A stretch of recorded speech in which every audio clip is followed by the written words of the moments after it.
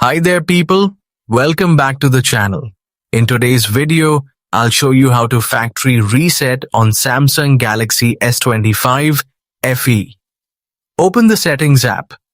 The Settings menu is where you can control most of your device's features, including connections, privacy, security, display options, and installed apps.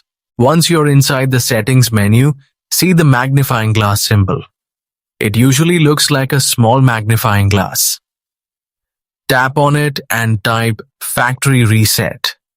Your phone will instantly show related results.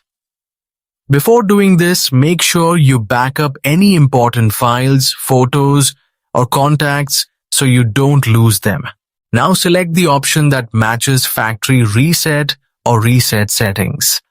Tap on it to open the Reset menu. Next, scroll down until you find the Reset option near the bottom of the page. Tap on it to continue. Your phone will ask you to confirm your identity. Enter your phone's password, PIN, or pattern to proceed. After that, you'll see the final reset option. Tap Reset or Delete All, depending on what appears on your screen.